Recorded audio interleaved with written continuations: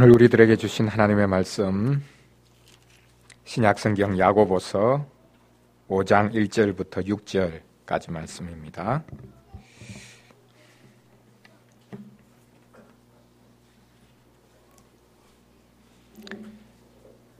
야고보서 5장 1절부터 6절까지 말씀.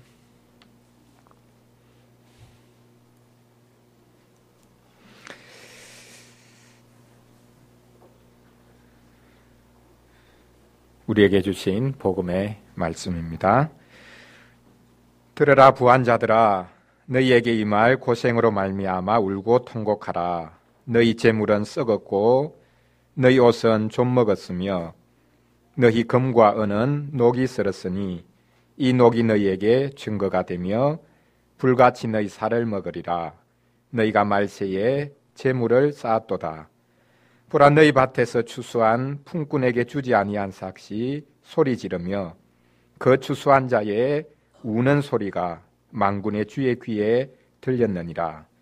너희가 땅에서 사치하고 방종하여 사륙의 날에 너희 마음을 살찌게 하였도다. 너희는 의인을 정죄하고 죽였으나 그는 너희에게 대항하지 아니하였느니라. 아멘.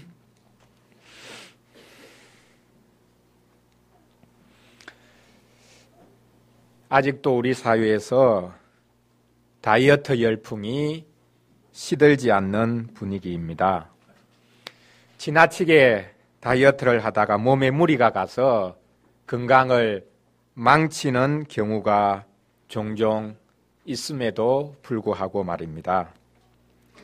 속된 말로 표현하면 자신의 그 풍성한 몸을 만들기 위해 얼마나 많은 돈을 쏟아부었는데 이제는 그 몸을 또 재단하기 위해 엄청난 돈을 쏟아붓습니다. 요요 현상이라고 다이어트를 하고 난 다음에 다시금 몸은 예전 상태로 돌아가기가 쉽습니다.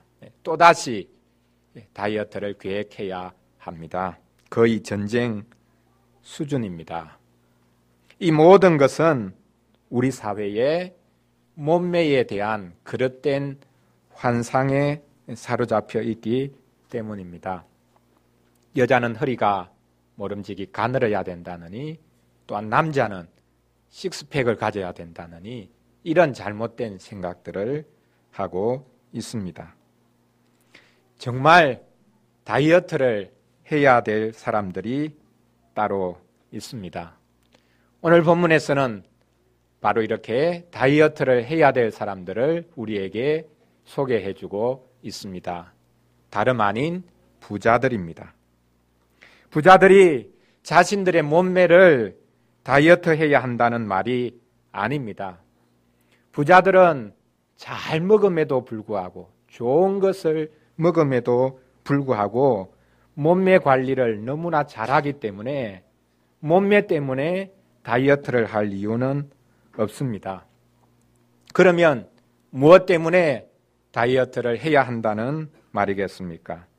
부자들의 몸매가 아니라 그들이 돈 버는 방식 또한 돈 쓰는 방식에 다이어트가 필요하다라고 말씀하고 있습니다. 그들은 지나치게 피둥피둥 살이 쪘습니다. 그래서 야고보 선생은 그 부자들이 도살을 위해 살찌우고 있는 짐승과 다를 바가 없다라고 말하고 있습니다. 너무나 직설적이고 신랄합니다. 부자들이 왜 도살할 날을 위해 살찌우고 있다고 말하고 있습니까? 왜 그 살을 도무지 빼지 못할 살이라고 말하고 있습니까? 오늘 본문에서 세 가지로 말씀하고 있는 것을 볼 수 있습니다. 첫째는 부자들이 정당한 임금을 지불하지 않았기 때문이라고 말씀하고 있습니다. 그것이 그들의 살이 되고 있다. 도무지 빠지지 않을 살이 되고 있다라고 말씀하고 있습니다. 둘째는 그들이 하나님이 주신 선물을 낭비했기 때문이다 라고 말씀하고 있습니다. 마지막 세 번째로는 그들이 저항할 수 없는 사람들을 착취했기 때문이다 라고 말씀하고 있습니다. 이 세 가지를 순서대로 한번 살펴보겠습니다. 첫째로 부자들은 정당하게 지불해야 될 임금을 지불하지 않았다고 말씀하고 있습니다. 야고보 선생은 교회 내 부자들을 향해서 아주 직설적으로 말합니다. 너희들에게 이 말 고생이 있다라고 말합니다. 부자들이 부자 되기 위해서 그렇게 고생을 했는데 그들에게 무슨 또 다른 고생이 남아있다는 말이겠습니까? 모은 부를 잘 유지하기 위한 고생, 그 고생을 말하겠습니까? 누구나 그 재산을 넘볼 것이기 때문입니다. 그러나 그런 측면이 아닙니다. 그들에게 닥칠 큰 환난이 있다라고 말씀하고 있습니다. 부자들은 그날을 피할 수 없을 것입니다. 그날은 주식 배당을 받는 날이 아니라 하나님께서 행한 대로 갚으시는 날이기 때문입니다.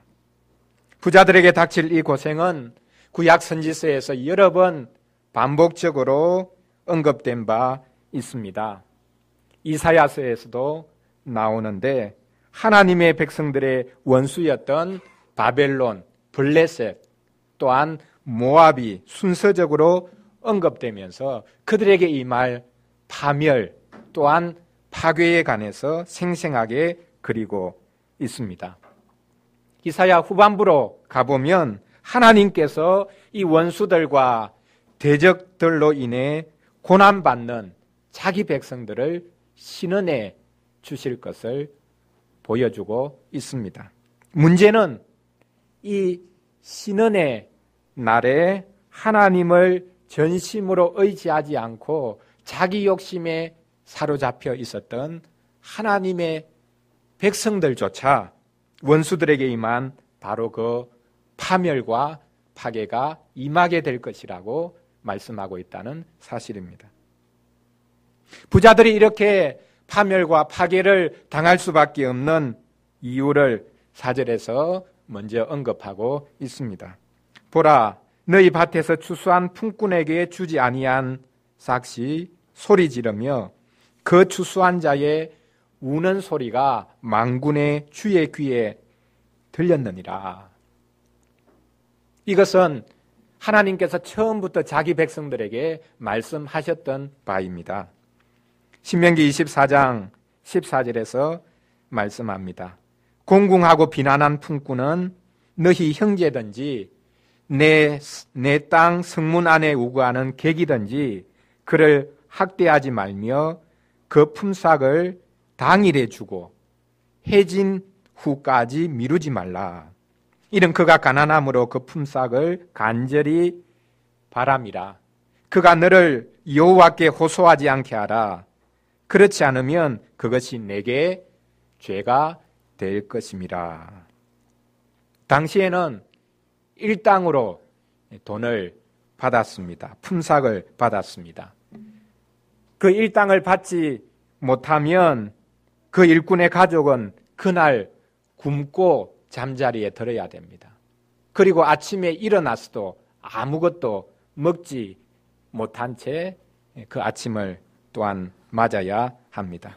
그래서 그날 품삯은 그날 지불을 하라라고 말씀을 하고 있습니다. 본문은 지주를 향해 하는 말인 듯 보이지만 다른 사람을 고용하고 있는 모든 고용주들에게 적용되는 말씀입니다. 쉽게 말하면 노동자들을 착취하지 말라는 말씀입니다. 당시의 부는 오늘날과 마찬가지지만 한정된 자원을 몇몇 사람들이 독차지함으로 생겨났습니다. 오늘 본문 바로 앞에 구절들은 무역업자들에 대해서 말하고 있는데 그들이 독점 가격을 형성해서 부를 일구는 모습을 간접적으로 보여주고 있습니다.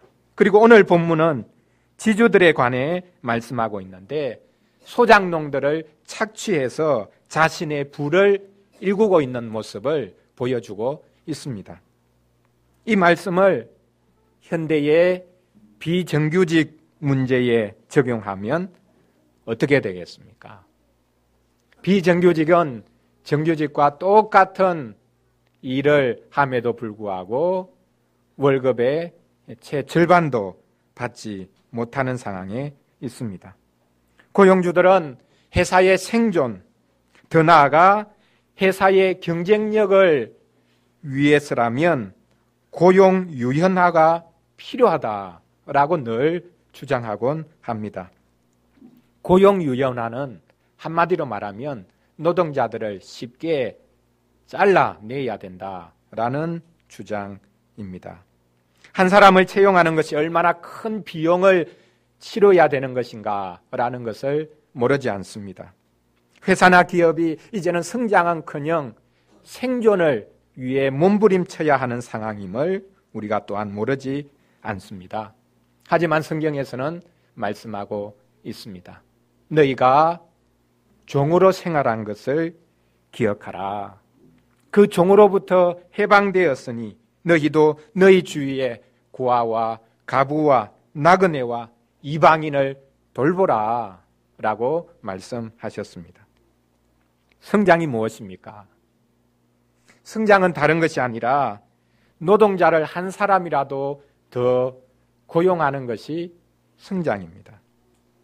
노동자들은 자신들의 일거리와 월급을 삭감해서라도 다른 노동자들을 배려하고 일자리를 찾는 이들을 배려하는 것, 그것이 실은 성장입니다. 같이 작아지는 것, 같이 줄이는 것, 그것이 가장 큰 성장일 수 있습니다. 작년 11월 24일에 발표된 프란치스코 교황의 금고문이 전 세계에 화제가 되어 있습니다.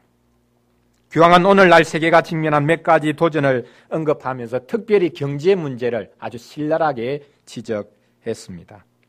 10계명 중에 제6계명인 살인하지 말라는 계명이 인간의 생명을 지키기 위한 분명한 규제였는데 오늘날의 배제와 불평등의 경제는 바로 그 살인죄와 같다라고 지적을 했습니다. 오늘날 아이들과 집 없는 노숙자들이 길거리에서 죽었다는 것은 더 이상 뉴스가 되지 않는 반면에 주가 지수가 2% 떨어졌다라는 것은 뉴스가 되고 전 세계가 그것에 호들갑을 떨고 있습니다. 어떻게 이럴 수 있느냐는 것입니다. 한쪽에서는 사람들이 굶어 죽어가고 있는데 다른 한쪽에서는 음식물이 마구 버려지는 상황, 이것이 어떻게 가능하고 또한 그것이 당연하냐라는 것입니다. 심지어 인간 자체가 썩고 버려지는 소비재가 되고 있다는 지적입니다. 이렇게 교황은 현대 자본주의, 특히 금융 자본주의를 매섭게 몰아세웁니다. 교황이 빨갱이가 된 것일까요? 이런 말을 가지고 좌파라고 빨갱이라고 몰아붙일 수 있겠습니까? 우리가 그동안 덮어놓았던, 애써 외면하려고 했던 수치가 드러났는데 말입니다. 이런 근거에도 불구하고 우리의 얼굴이 빨개지지 않으면 우리는 돌이킬 수 있는 그런 곳으로부터 훨씬 더 멀리 나가 있다고 해야 할 것입니다. 우리는 한 번 빨개지는 것이 수천 번 누렇게 뜨는 것보다 낫다라는 말을 기억해야 할 것입니다. 이제 두 번째로 넘어가 보겠습니다. 부자들이 다이어트를 해야 될 두 번째 이유입니다. 그들은 하나님의 선물을 낭비하고 있습니다. 그들은 하나님이 주신 고귀한 선물을 낭비하고 있기 때문에 그것이야말로 그들의 비만이요 그들이 도살장에 끌려갈 수밖에 없는 이유라고 경고하고 있습니다. 오늘 본문 5절을 보십시오. 너희가 사치하고 방종하여 살육의 날에 너희 마음을 살찌게 하였도다. 야고보 선생은 부자들을 향해서 너희가 사치하고 방종하고 있다라고 말씀하고 있습니다. 아니, 자신이 수고해서 번 돈을 가지고 자기 마음대로 쓰는 것, 사치하고 방종하는 것, 그것이 잘못되었다는 말입니까? 자기 것인데 자기 마음대로 쓰지도 못한다는 말입니까? 누구라도 자기가 수고해서 번 것은 자기가 마음대로 쓰고 싶어 합니다. 그렇게 하지 말아야 한다면 무엇 때문에 사람들이 그렇게 돈돈 하겠습니까? 돈을 벌고자 하는 가장 강력한 동기는 수고해서 번 것을 이제 자기 마음대로 한번 써보자 라는 것이 아니겠습니까? 외제차도 끌고 다니고 싶고 아파트도 그냥 아파트가 아니라 명품 아파트, 그리고 풍광이 좋은 곳에 고급 주택, 호화주택을 지어서 살고 싶고, 하다못해 자녀들에게 가외라도 마음껏 시켜주고 싶은 것, 그것이 우리의 마음이 아닙니까? 왜 그래서는 안 된다는 말이겠습니까? 사실 우리나라 사람들만큼 눈치를 많이 보는 사람들도 많지 않을 것입니다. 눈치 문화라는 것, 그것이 항상 나쁜 것만은 아닙니다. 다른 사람들의 눈치를 본다는 것은 긍정적인 측면이 있습니다. 유럽에서도 네덜란드는 독특한 눈치 문화가 발전했습니다. 긍정적인 의미의 눈치 문화입니다. 부자들이 서민들의 눈치를 많이 봅니다. 자신들의 재산을 자랑하지도 않고 자신들이 번 돈을 함부로 쓰지도 않습니다. 왜냐하면 눈치가 보이기 때문입니다. 이런 눈치 보기 문화는 좋은 것이라고 해야 하지 않겠습니까? 그런데 우리나라는 이미 눈치 보기 문화를 넘어섰습니다. 다른 사람들이 뭐라고 말하고 떠들고 다녀도 이제는 꿈쩍도 하지 않습니다. 내가 번 돈으로 내 마음대로 쓰는데 당신들이 무엇 때문에 시샘하느냐, 그렇게 소리를 칩니다. 너희들이 내가 노력한 것을 아느냐, 이 게으른 족속들아, 이렇게 말합니다. 자기가 번 돈에 대해 이러쿵 저러쿵 하는 이들을 사회 낙오자들과 좌파들의 저열한 물어뜯기라고 생각합니다. 그런데 야고보 선생은 부자들이 자신들이 수고해서 번 것, 그것 가지고 쓰는 것, 그 사치와 그 방종이 도살을 준비하는 것이다 라고 경고하고 있습니다. 여러분, 소나 돼지가 도살장에 끌려가는 것을 본 적이 있으십니까? 아무것도 모르는 짐승이 도살장에 끌려가는데 어떤 반응을 보이겠습니까? 그런데 아닙니다. 잘 보면 가축들이 자기가 도살장에 끌려간다는 것을 직감적으로 압니다. 돼지 같은 경우에 뻗대고 막 소리를 치지 않습니까? 그래서 거기에서 연유한 것이 돼지 멱다는 소리다 라는 것을 우리가 알고 있습니다. 소도 마찬가지입니다. 소가 도살장에 끌려갈 때 심지어 눈물을 흘리기까지 한다고 합니다. 어떤 분은 생선도 마찬가지라고 말합니다.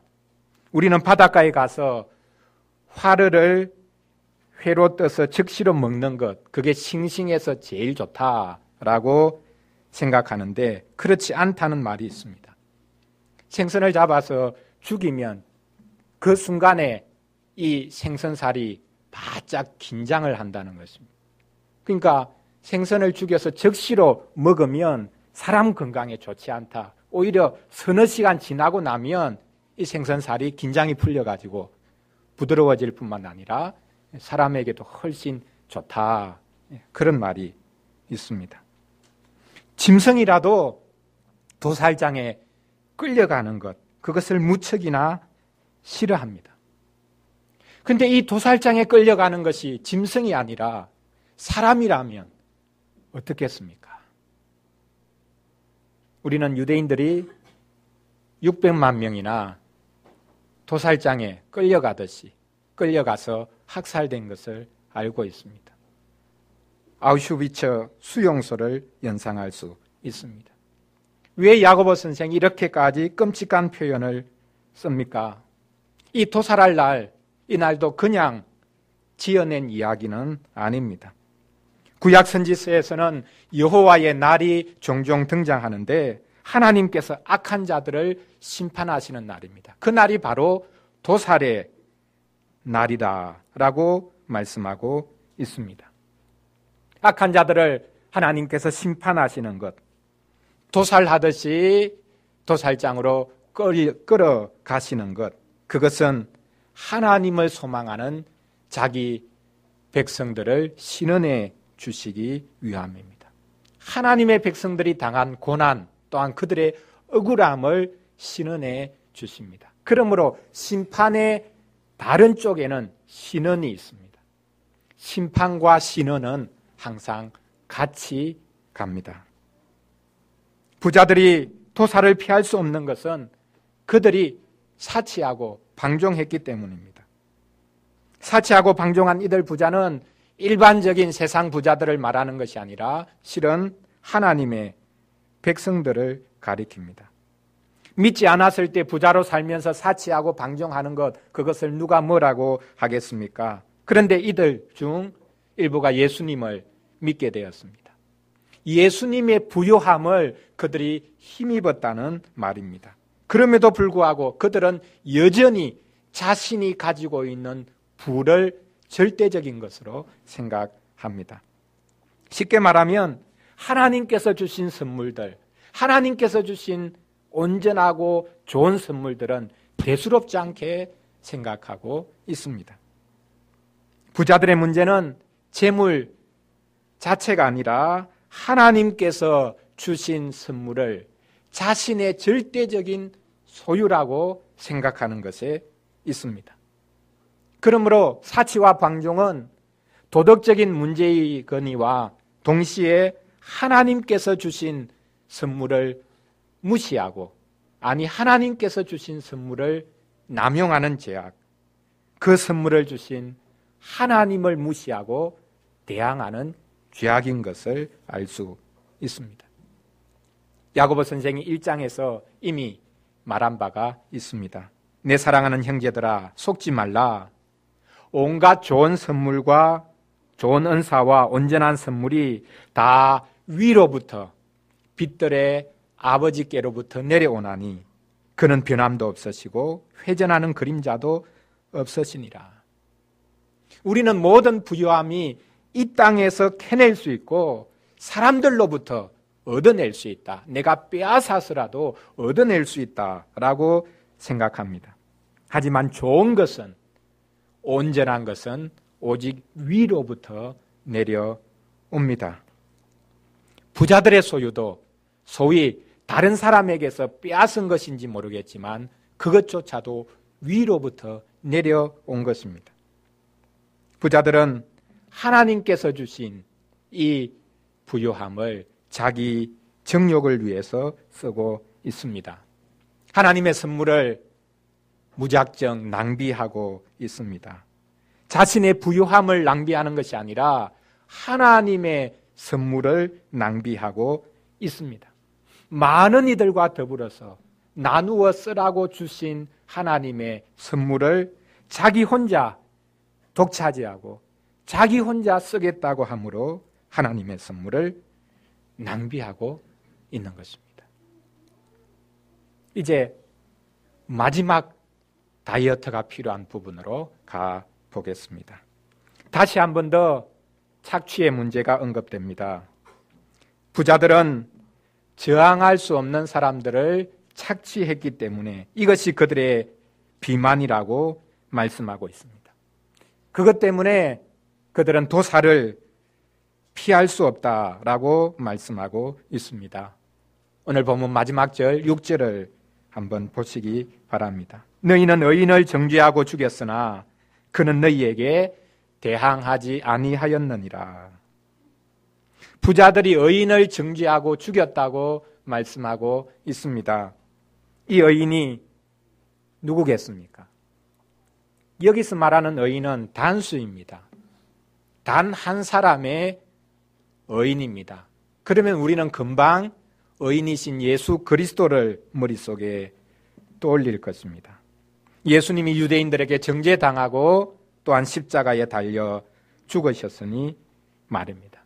그렇다면 이 야고보서의 수신교회 회원들인 그리고 그 중에 부자들이 예수님을 직접 죽였다는 말입니까? 그렇지는 않습니다. 그것은 이미 예전에 과거에 일어났던 사건입니다. 그러면 왜 지금 부자들이 야고보 선생이 편지를 보내는 그 편지를 받는 교회의 부자들이 그 의인을 죽였다라고 말하고 있는 것이겠습니까? 부자들이 지금 가난한 자들을 또 의인들을 죽이고 있습니다. 억압하고 있습니다. 착취하고 있습니다. 그들을 죽인 것이 곧 유일한 의인, 바로 그 의인 예수 그리스도를 죽인 것과 다르지 않다. 그런 뜻이겠습니까? 그럴 수 있는 것이 사도 바울이 회심하기 전에 예수님을 믿는 이들을 잡아 죽이려고 다메섹으로 갈 때에 우리가 이 사실을 간접적으로 확인해 볼 수 있습니다. 예수님이 영광 중에 나타나셔서 사울에게 말씀하셨습니다. 사울아, 사울아, 너가 왜 나를 핍박하느냐?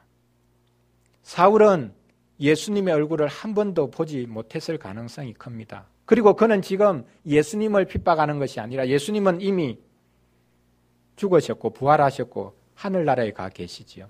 교회를 핍박하고 있습니다. 그런데 예수님께서는 교회를 핍박하는 것이 곧 주님 자신을 핍박하는 것이라고 말씀하고 계십니다. 당시에 부자들이 의인을 정죄하고 죽였다면 그 결과가 또한 그 사실 때문에 온 교회, 온 사회가 발칵 뒤집히지 않았겠습니까?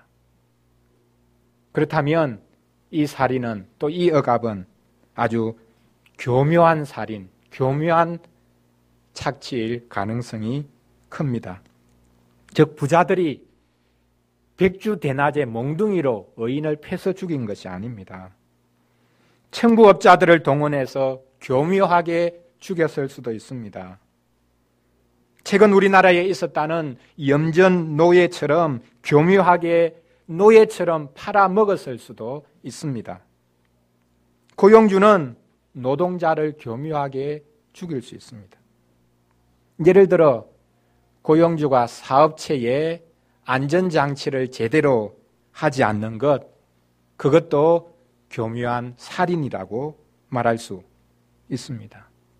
우리 사회만큼 이 안전에 대해서 불감증에 걸린 사회도 많지 않을 것입니다. 이 정도로 경제적으로 성장했음에도 불구하고 안전은 가장 후진국적인 그런 모습을 보이고 있지 않습니까?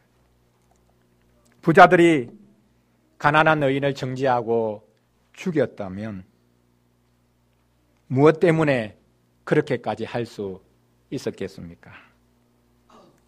의인은 대항하지 않았다고 오늘 본문에서 말씀하고 있습니다. 왜 대항하지 않았겠습니까?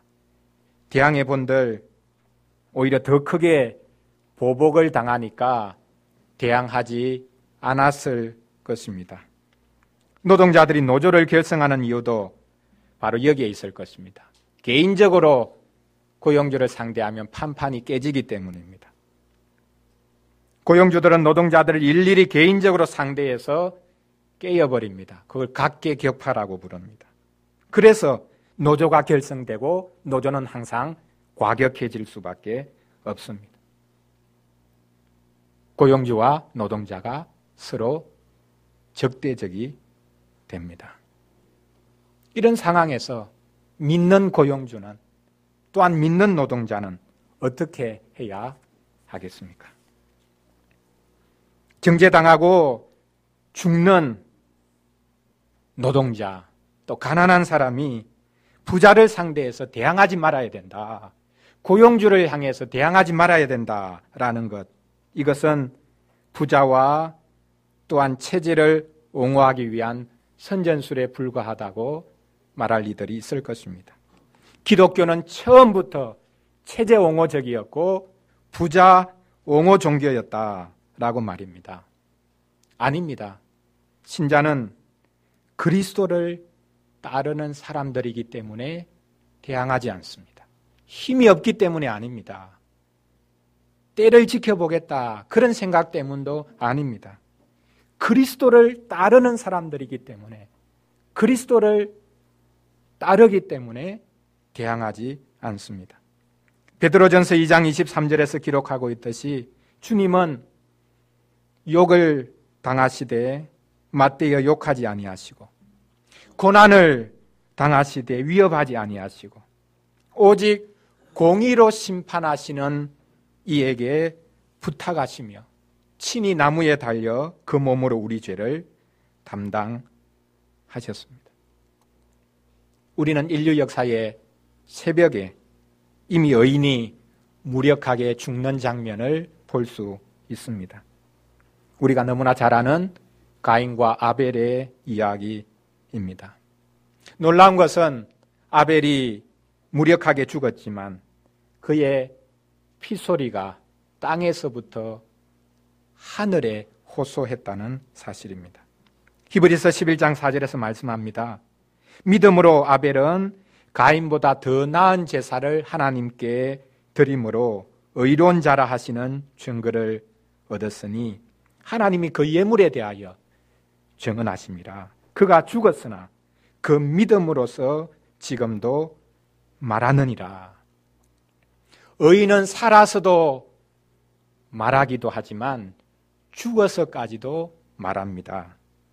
의인은 살아서 실은 말하는 것이 거의 없을지 모르겠지만 의인은 죽음을 통해서 많은 것을 말하기도 합니다. 의인의 피소리가 하나님의 의에 호소하고 있기 때문입니다. 억울하게 당했는데 어떻게 분노가 없겠습니까? 아무리 소리 질러도 해결책이 없고 또한 더 당하기만 하는데 어떻게 좌절이 없겠습니까? 인간적으로 보면 악한 자를 대항하지 않고 의연하게 죽음을 맞이하는 것, 그것이 신앙 수련의 최종 단계라고 말할 수 있을지 모르겠습니다. 모든 신앙인들이 자신을 수련하는 최종 단계, 그것은 사람들이 어떻게 자기를 대하든지 그것에 대해서 반응하지 않고 그냥 의연하게 죽음을 맞이하는 것. 그러나 우리 기독교는 이것을 신앙의 최고 수련 단계로 생각하지 않습니다. 하나님의 백성들은 오직 예수님을 본받아 믿음으로 살고 믿음으로 죽습니다.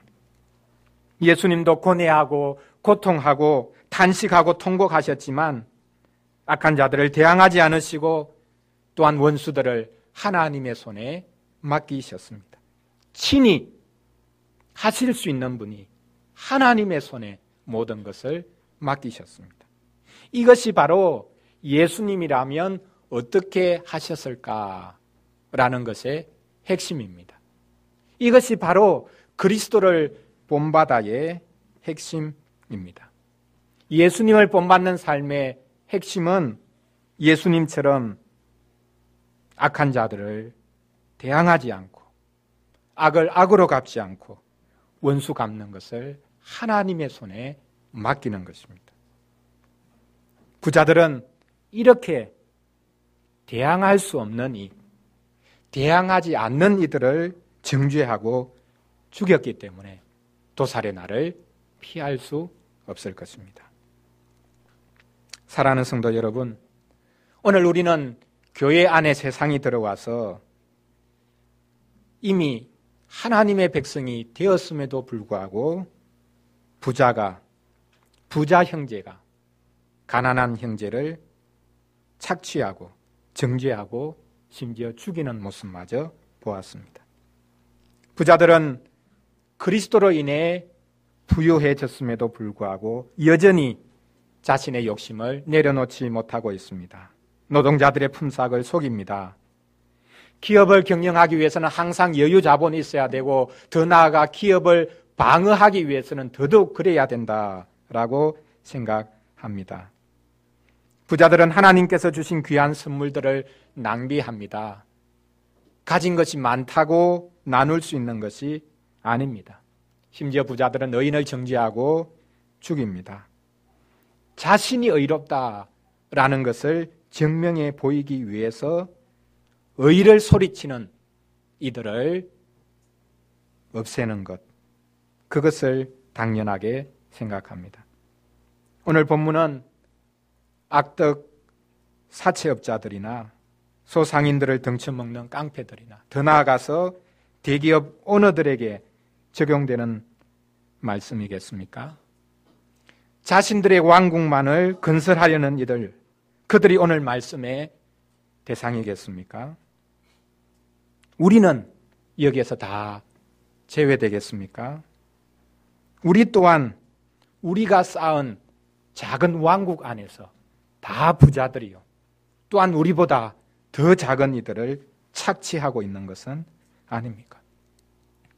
어린이를 위한 질문 3번 문장처럼 하나님이 주신 선물, 그 재산을 낭비하고 사람을 억압하는 것은 그리스도의 부요함을, 그리스도께서 주신 부요함을 모르는 것입니다.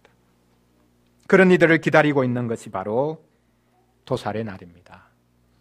울며 통곡하라 라고 한 것이 그냥 해본 말이 아닌 것을 알 수 있습니다. 오늘 우리는 우리를 위해 작은 자, 또한 우리를 위해 가난한 자가 되셨던 예수 그리스도를 기념하는 성찬상에 참여합니다.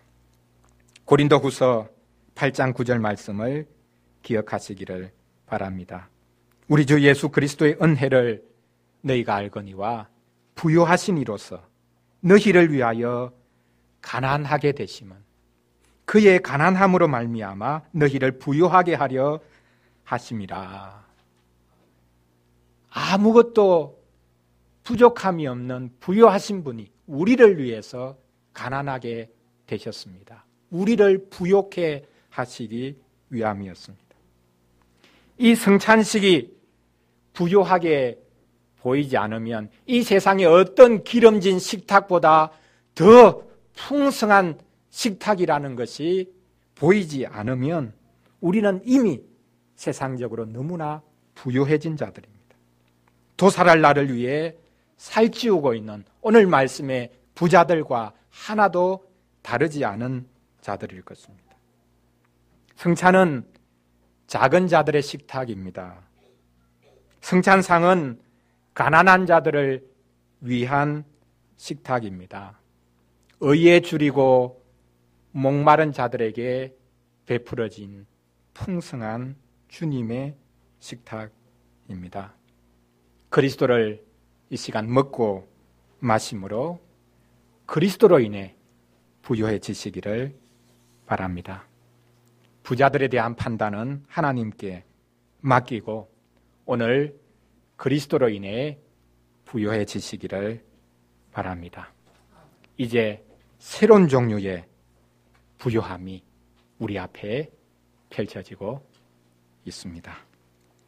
이 풍성한 상으로, 이 감사가 넘치는 상으로 우리가 나아가겠습니다.